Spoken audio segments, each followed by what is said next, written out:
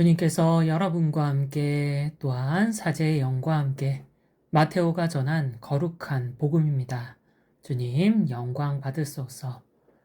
그때 예수님께서 사도들에게 말씀하셨다. 제자는 스승보다 높지 않고 종은 주인보다 높지 않다. 제자가 스승처럼 되고 종이 주인처럼 되는 것으로 충분하다. 사람들이 집 주인을 베엘제불이라고 불렀다면 그 집 식구들에게야 얼마나 더 심하게 하겠느냐. 그러니 너희는 그들을 두려워하지 마라.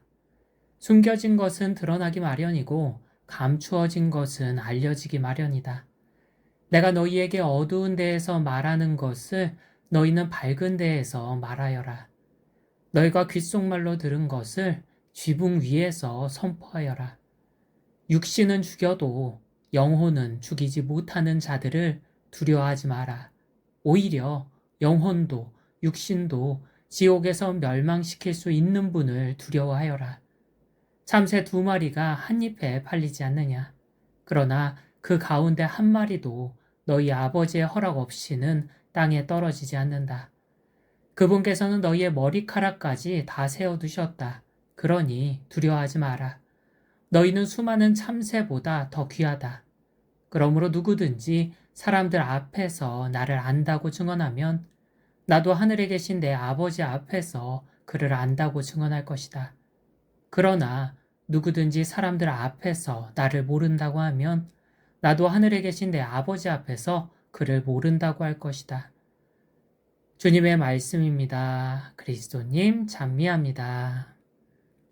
찬미예수님, 가끔 성당 근처에 나가 걷곤 하는데요. 그냥 걸으면 심심하니 기도하면서 걷곤 합니다. 주 예수 그리스도님, 저에게 자비를 베푸소서를 반복하면서 외우는데요. 들숨에 주 예수, 날숨에 그리스도님, 다시 들숨에 저에게 자비를, 다시 날숨에 베푸소서. 들숨 날숨에 맞춰 천천히 기도하며 공원을 걷습니다. 그렇게 공원을 걷다 보면 많은 사람들을 만나는데요. 어떤 사람들을 만났을까요? 저처럼 운동 나온 사람들이죠. 공원에는 주민분들이 운동할 거리가 많거든요. 맨발로 걸을 수 있는 황토길부터 각종 운동기구, 그리고 걷기 좋은 산책로까지. 그래서 늘 공원에는 운동하기 위해 나온 사람들로 북적입니다. 그런데 그런 사람들을 바라보며 조금 아쉬운 마음이 들었습니다. 육신의 건강을 관리하기 위해 애쓰는 노력의 반의 반만큼이라도 영혼의 건강을 위해 노력하면 얼마나 좋을까라는 생각이 들었거든요. 왜냐하면 많은 사람들이 자신의 영혼 건강에는 별다른 신경을 쓰지 않거든요. 예수님께서 12제자를 뽑아 복음을 선포하도록 파견하시는데요. 제자들을 파견하기에 앞서 미리 알려주십니다. 제자들의 앞길에 모진 박해가 기다리고 있다는 사실을요. 이 사실을 알게 된 제자들의 마음이 어땠을까요? 두려움으로 가득 찼겠죠. 그래서 오늘 예수님께서 말씀하십니다. 너희는 그들을 두려워하지 마라.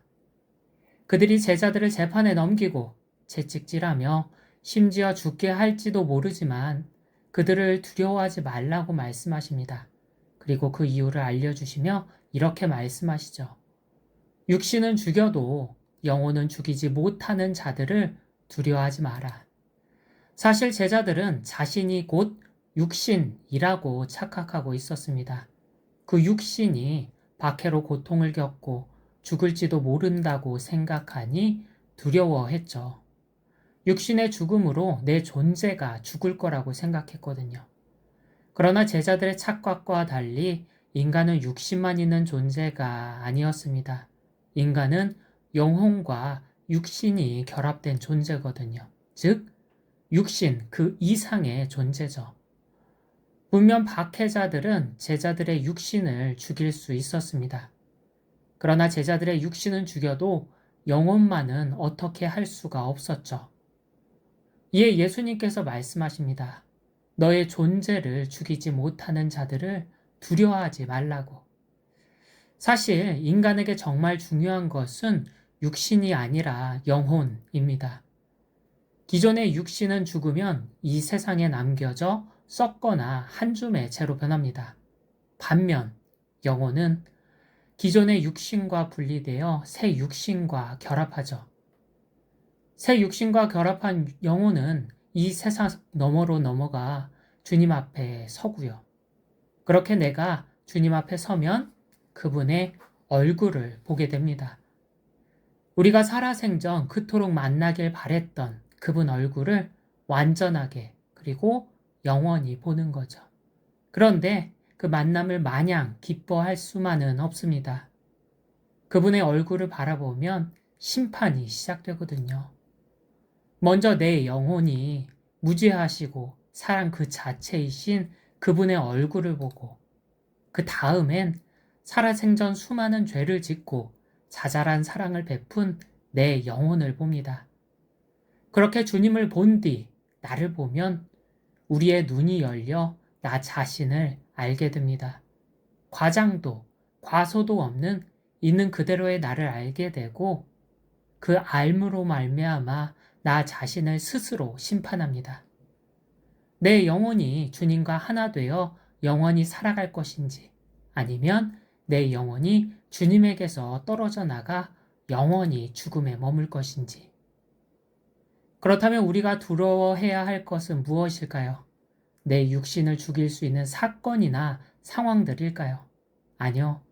우리가 살아생전 그토록 만나고자 했던 주님의 얼굴입니다. 왜냐하면 무죄하시고 사랑 그 자체이신 그분 얼굴로 심판이 이루어지거든요. 그래서 예수님께서 말씀하시죠. 오히려 영혼도 육신도 지옥에서 멸망시킬 수 있는 분을 두려워하여라. 그렇다면 우리가 이 세상에서 해야 할 일은 무엇일까요? 내 영혼을 잘 관리하는 일이죠. 이 세상에서 잘 관리한 영혼으로 심판받으니까요. 그 심판의 결과로 영원히 살거나 영원히 죽게 되니. 그러나 우리는 정반대의 일을 합니다.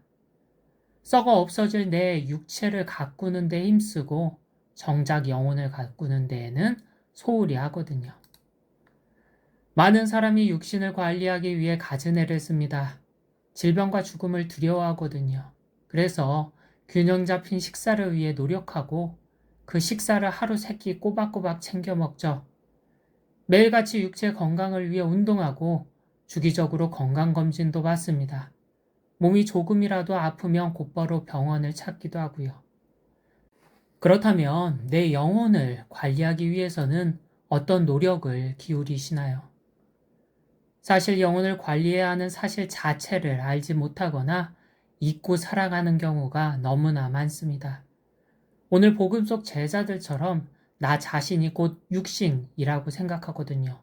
그래서 썩어 없어지거나 한 줌 잿가루가 될 육신을 관리하는데 온 삶을 다 몰두합니다.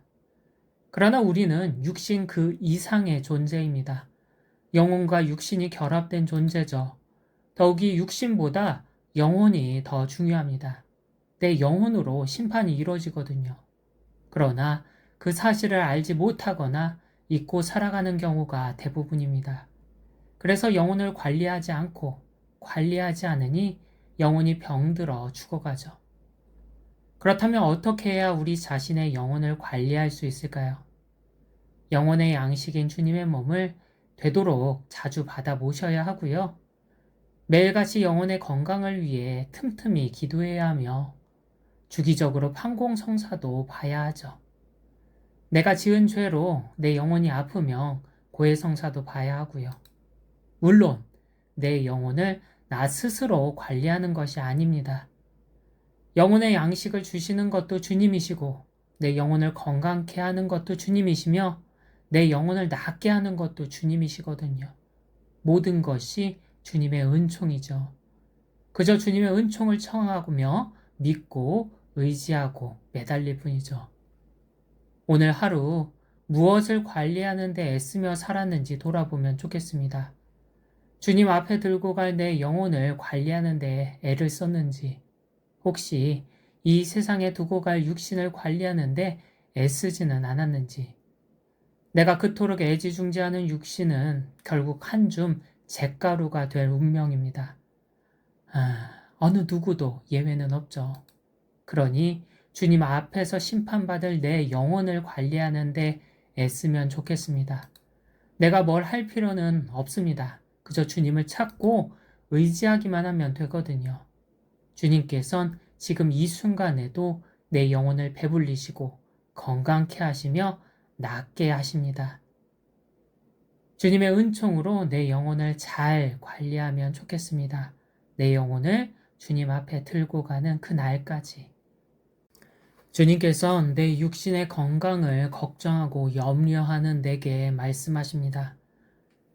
육신은 죽여도 영혼은 죽이지 못하는 자들을 두려워하지 마라.